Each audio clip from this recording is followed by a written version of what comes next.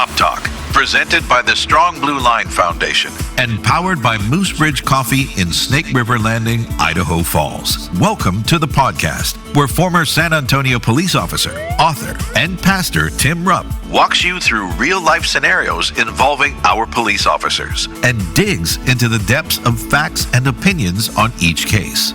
This is Cop Talk, and it starts now. Well, hello and welcome to the Strong Blue Lines Cop Talk. I'm Tim Rupp in the Rev.FM studio in Idaho Falls, and here with me is Operations Manager. I got to get that down. I got to. Operations Manager Gary Austin. Hello, Gary. Hello, Tim Rupp. Well, here we are, man. Just cranking right through winter. I know it. Almost February. In Texas, the summers were long. And so when you get to August, it's like the dog days of summer. Like, is this ever going to end? And now we're getting real close to the dog days of winter. Okay. I like the first snow. I do too. It's kind of cool, especially Christmas time. You want white Christmas. I've been kind of spoiled here the last 17, 18 years having a white Christmas, and they're kind of fun and stuff. But after a while, you're like, okay. Yeah. Just up in the mountains, it's good. You can go there and play, but shoveling the snow and driving on the snow and getting all the junk all over your vehicles and stuff. Anyways, and I'm a four-season type of guy, so yeah, you're I like the seasons, the season change, But you want the season to change every now and then. Exactly. That's exactly. Anyways, we do have long winters here in beautiful Idaho Falls. Do. We thank the Lord for Idaho, but here we are in the middle of winter, and hey. So we have a lot of things going on today. So I want to get to let's get to our Officer Down Memorial page. The officers we're going to honor who were killed this day in the line of duty. So I have Constable Jacob Montgomery Howard, Elliott County Constable's Office, Kentucky. End of watch Thursday, January 29th, 1885. Constable Jacob Howard was shot and killed while questioning a suspected outlaw. The suspect escaped, was later captured, and died of tuberculosis. Constable Howard had previously served with the Confederate Army during the Civil War, survived by his wife and 5 sons. 37 years old. Well, he's 37 years old in 1885. That means he was born when? Can you do the math on that real quick, Gary?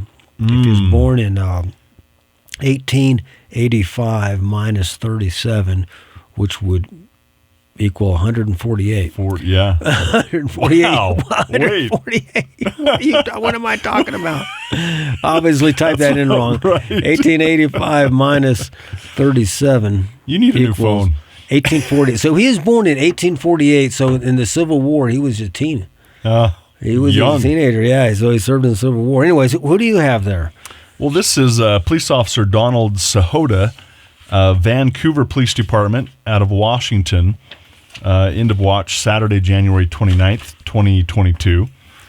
So just a few years ago. So a robbery suspect had fled police after robbing a gas station in Vancouver. Officers used spike strips to immobilize the car, but the suspect fled on foot. As deputies were searching for the suspect, a woman called 911 reporting that a man who fit the robbery suspect's description had pounded on her front door asking for help, claiming he had been involved in a collision. This lady informed the call taker that her husband was an off-duty officer and had gone outside to detain the man. The suspect and Officer Sahota became engaged in a struggle during which Officer Sahota was stabbed several times. So this is the off-duty officer that was at home and went out to detain the guy. Okay, and then what happened? And so they struggled. This is Officer Sahota was stabbed by the suspect several times, and dropped his firearm. The suspect broke free and began running toward Officer Sahota's house.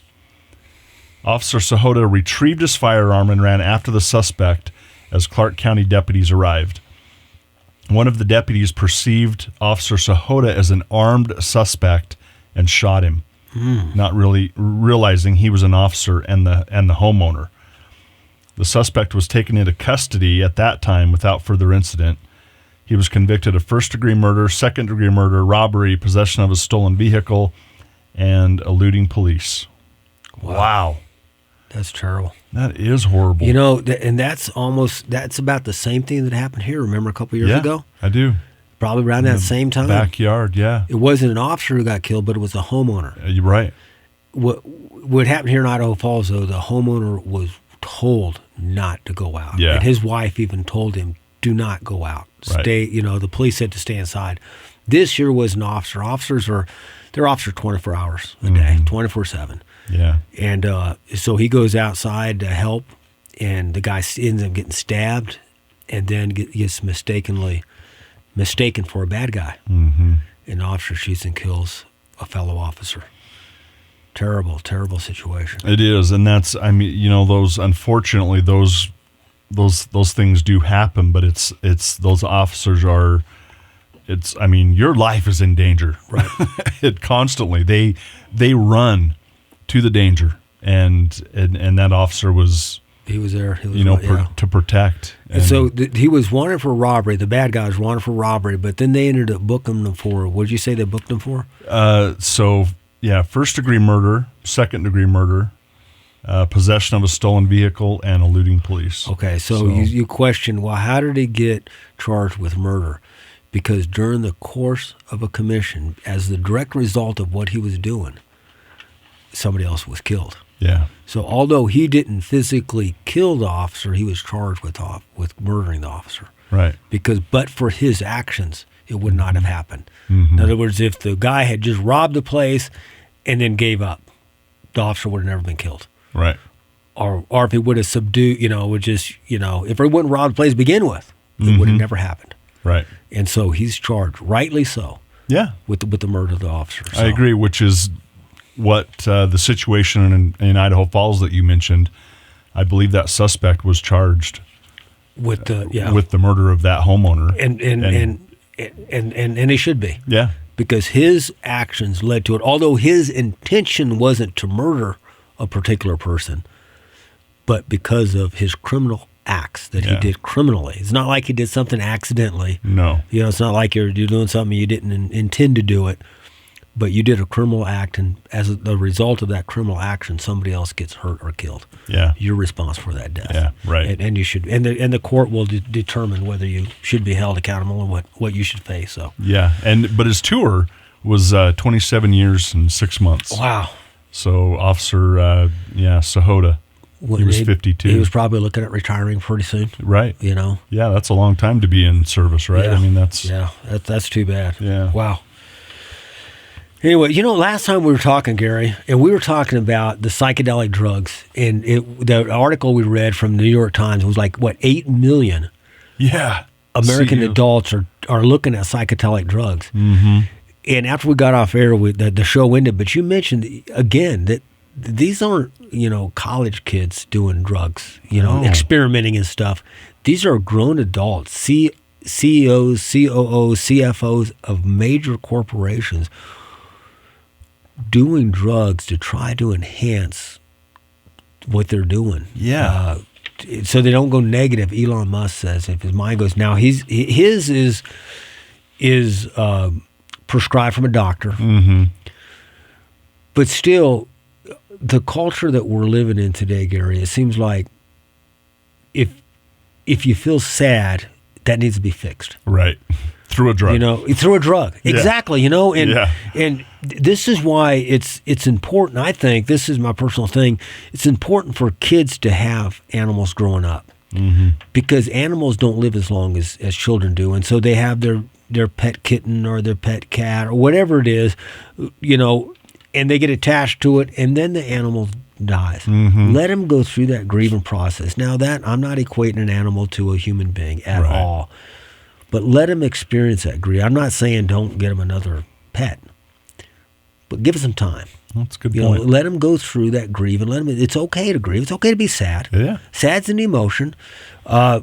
If you're sad all the time, that needs to be addressed. Yeah. When you go from being sad to being depressed, that's a different deal. Mm-hmm. But if you had how was your day at school? That was kind of a bad day because the kids, talked mean about me. I got a bad grade on my paper. Like, Okay. Don't give them a pill to make them feel better. No. You know? No. Let them Talk about experience that. it. Let it experience that sadness. What is it? You know, and that's a good time to do some good parenting and things. And there is clinical depression. There is times when they need intervention. Right. But that shouldn't be. Drugs shouldn't be the automatically, especially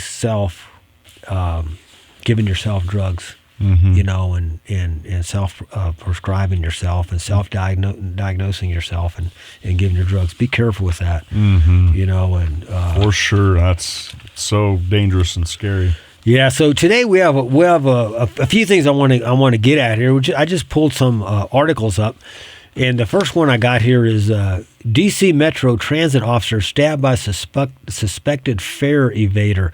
And what I want to talk about on this show, Gary, is really minor crimes that have a big price tag. Minor crimes that have a big price tag. So this Metro, it says here, this is Washington, D.C. on December 17th, last month. A Metro Transit officer was stabbed by a suspected fare evader. Fox 5 reported that the incident happened around 11:30 a.m. when Metro Transit Police Department officers working on a bus enforcement detail at Gallery Place stopped an individual for not paying the Metro bus fare. So they've got officers working undercover to check out people not paying their bus fare. Does that, I mean, really, just pay the darn fare. Yeah. You know, how much is it? A couple bucks or whatever? Exactly.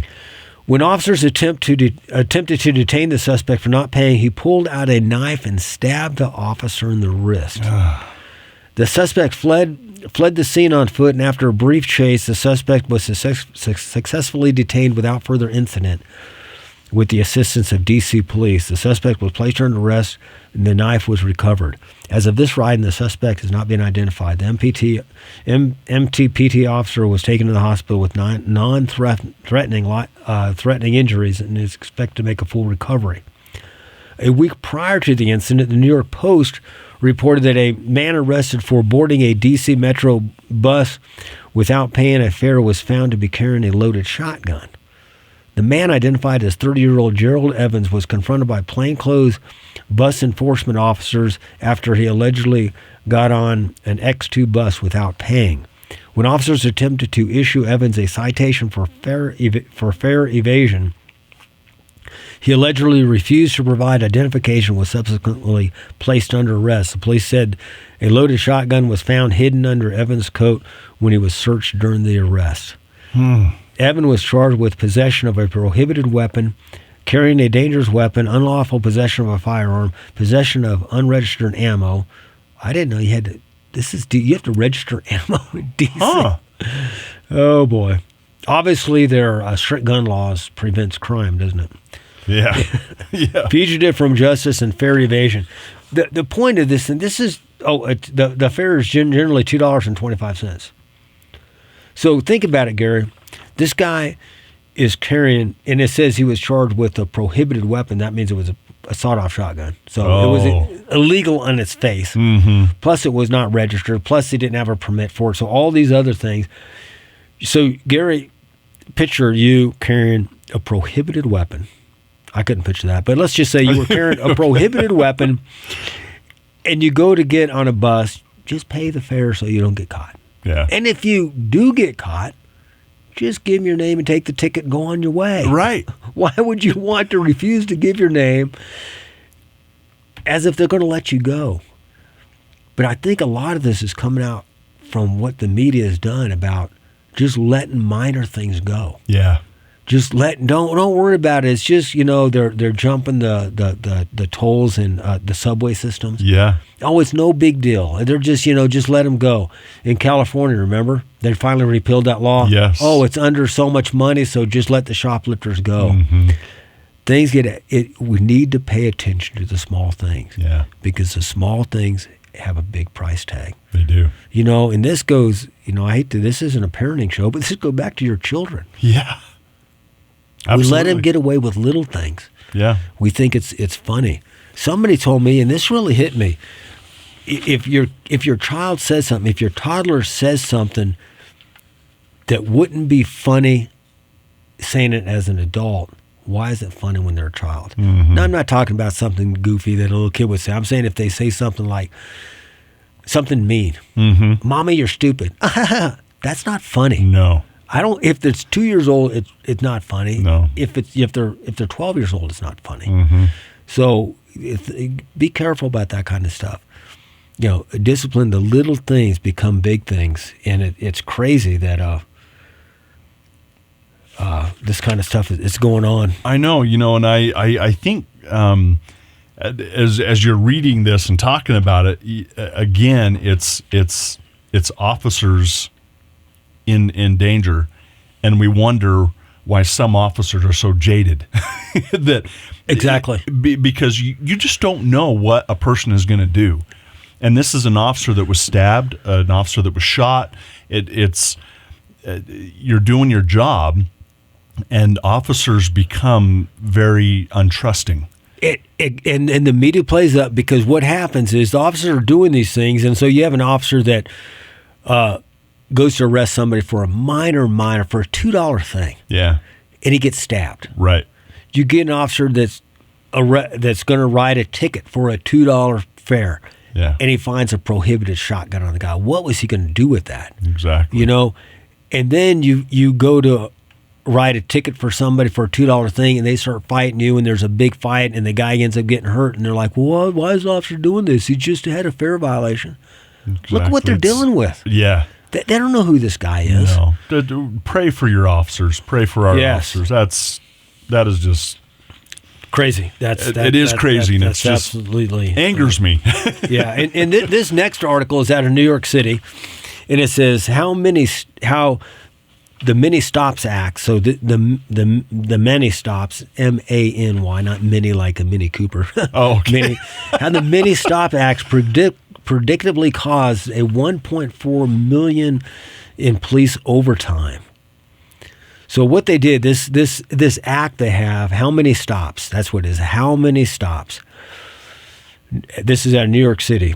How Many Stops Act pushed through the city council in July over Mayor Eric Adams has resulted in approximately $1.4 million in taxpayer dollars being spent on the NYPD overtime, according to NYPD Deputy Commissioner of Legal Matters, Michael Gerber. I didn't know they had a New York Deputy Commissioner over legal matters. No. Wow. But, of course, New York City's got 30,000 officers, too. Uh-huh. What this was, Gary, is they had to fill out paperwork. Officers had to fill out paperwork for every time they stopped somebody on the street. Oh. So if an officer's on his beat, he's walking a foot patrol, and it's like, excuse me, sir, I could ask what you're doing here today. You look out of place. For whatever reason, they just stop you because you look like you're lost or you're out of place or something. Mm-hmm. They got to write that down. Instead of just, I'm just visiting from Idaho, and I was just lost, sir, and I'm just, okay, go on your way, have a good day. They got to write a report on that. Oh, my goodness. Every time they turn around. Gerber told City Council, back to the article, Gerber told the council's Public Safety Committee Monday that the erroneous reporting requirement covered by law enforcement today in July has racked up over 18,000 hours of overtime. The body, which heavily scrutinizes the police department's use of overtime, heard the testimony from the top brass in a public meeting reported by the New York Post. So you have people that are watching the city's budget on overtime, officers on overtime. They're watchdogs over the city. I get that. You're paying taxes in New York. You don't want them abusing this stuff. Right. But they're asking, how come all these officers getting this overtime? Well, because you made this law, this policy that officers have to write down everything they do. Yeah. What do you expect? Yeah. So what's the result of this, Gary? The result is twofold. One, officers are paying overtime. They're getting a lot more money because they're doing this. Secondly, while they're writing them reports, they're not on the street. Exactly. So it's a double-edged sword that's not good for the city either way. Either edge is a bad edge. Addressing the committee, Democrat Councilman Bob Holden criticized them, saying, some of my colleagues have shown to be unserious people prioritizing political posturing over public safety. They criticize NYPD overtime spending while pushing legislation that adds excessive paperwork, causing taxpayers nearly $1.5 million in 18,000 hours of overtime in just one quarter. This one I was talking about, I think yesterday maybe, or last week rather, about coming together. What are you trying to accomplish? If you're a Democrat or a Republican, what do you want your police to do? Yeah. What are the police there for? The police are there for to protect and to serve. Mm-hmm. Okay, what does that mean? How does that look? And then pay for it. Yeah. And if you want them to write down every little thing to them because you don't trust them, what was that? Huh. I don't know. Wow. Somebody's calling in, Gary. Yeah. Hold that call. Because you don't trust somebody, then you're gonna pay for it. Yeah. Or you're gonna hire officers that maybe you can trust, and then you don't have to worry about paying for it. So that's a bunch of money. That's a bunch of overtime. So again, little things, minor crimes with a big price tag. Exactly. The last thing I want to look at. This is very interesting.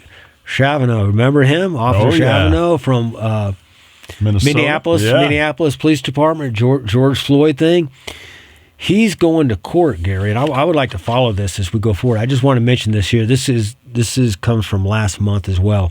Minneapolis, Minnesota, seeking to gain the truth about the actual cause of leftist hero George Floyd's death in May of 2020. Former Minneapolis officer Derek Chauvin's attorneys have been granted the opportunity to have tests done on preserved samples of Floyd's heart to support their challenge in his federal civil rights conviction. Chavano was sentenced to 21 years in prison in 2022, which runs alongside the state Minnesota conviction for second-degree murder. In November of 2023, Chavano's attorney filed a motion to vacate the federal charges, noting that his client would not have pleaded guilty had he been aware of the theories of Kansas pathologist Dr. William Schizell, who doesn't believe Chavano was responsible for Floyd's death. So what's going on with this? I read through this article. We don't have time to go through it now. But what they're saying is we don't believe that Floyd's death was caused directly by Chavano. Mm-hmm. In other words, he didn't, because he had his knee in his neck, that was not the cause of the death. Right. The cause of death was something else.